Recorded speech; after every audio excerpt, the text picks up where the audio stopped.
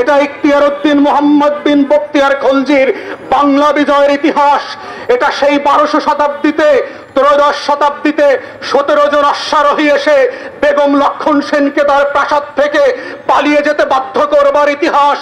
এই ইতিহাস হচ্ছে সেই ইতিহাস যেদিন ফকির মজনু শাহর লালনের মাজার থেকে হাজার হাজার আধা ন্যাংটা মানুষরা ব্রিটিশ বিরোধী আন্দোলনে গিয়ে রক্ত দিয়ে সাদা চামড়ার মানুষগুলোকে বলে দিয়েছিল, you are no more welcome.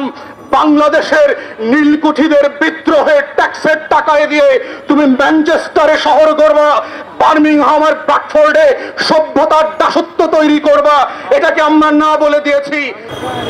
বাংলাদেশে জুলাই এবং আগস্টে যা ঘটে গেছে, আমি সামান্য ইতিহাসের ছাত্র হিসাবে বুঝবার চেষ্টা করছি যে এটাকে আসলে আপনি কোন জায়গা, পৃথিবীর কোন ঘটনা দিয়ে বোঝানোর চেষ্টা করবেন। বাংলাদেশের, আমাদের এই অঞ্চলের ইতিহাসে আমরা 69-এর গণ অভ্যুত্থান সম্পর্কে পড়েছি।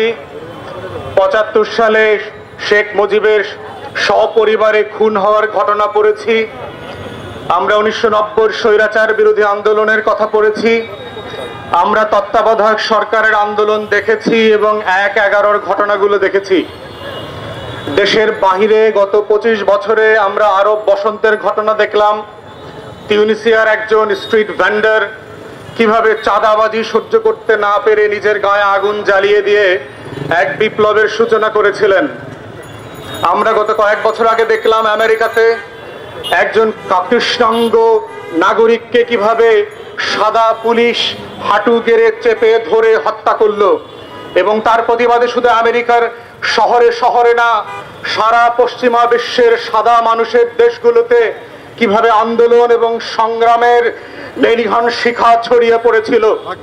আমরা দেখলাম গত শত শত বছর ধরে যারা দাস প্রথা দিয়ে সারা ইউরোপকে এনরিচ করেছে, সমৃদ্ধ করেছে, হাজার হাজার কোটি টাকা দিয়ে দাসত্বের সভ্যতা বানিয়েছিল, সেই সভ্যতার কারিগর যারা ছিল, সেই সকল দাস ব্যবসায়ীদের মূর্তিগুলো অক্সফোর্ড এবং কেমব্রিজ থেকে ভেঙে চুরে ফেলে দিয়েছে ছাত্র সমাজ।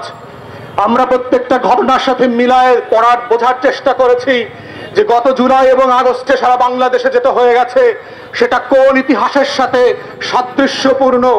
এবং আমি আমার ক্ষুদ্র ইতিহাসের ছাত্র হিসাবে বলছি যে এটা এমন ইতিহাস যেটা বাংলার মাটির ইতিহাস ছাড়া পৃথিবীর আর কোনো ইতিহাসের সাথে তুলনা করা যাবে না।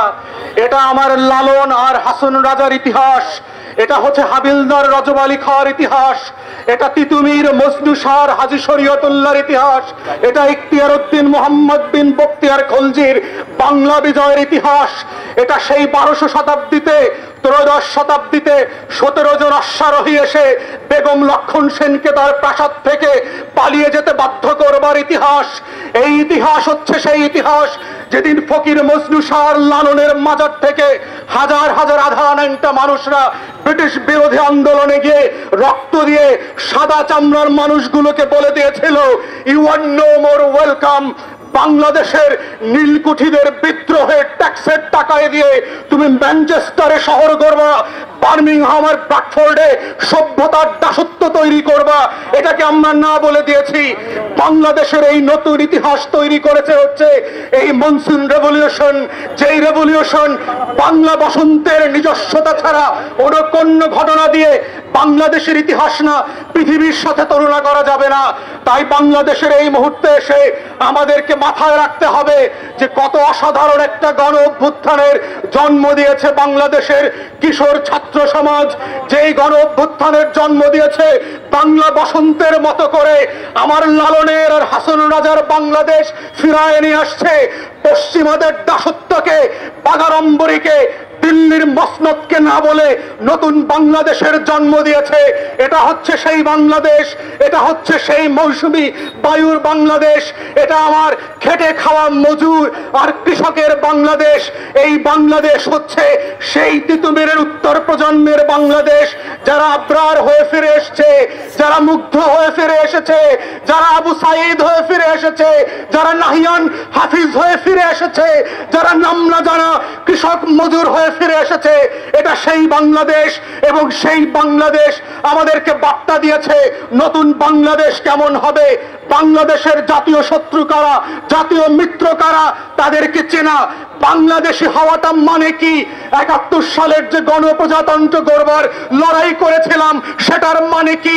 যেই নাগরিক অধিকারের জন্য সাদামাঠা মানুষরা রক্ত দিয়েছিল সেটার মানে কি? এটাই হচ্ছে নাগরিক হওয়া, এটাই হচ্ছে নতুন বাংলাদেশ। সেই বাংলাদেশের লড়াইয়ের সংগ্রামে আপনারা সবাই থাকবেন ছাত্র সমাজের পাশে। আহত শহীদদের রক্তের বদলে আমরা নতুন বাংলাদেশ গড়ব, সেই আহ্বান রেখে আমার বক্তব্য এখানেই শেষ করছি। আসসালামু আলাইকুম।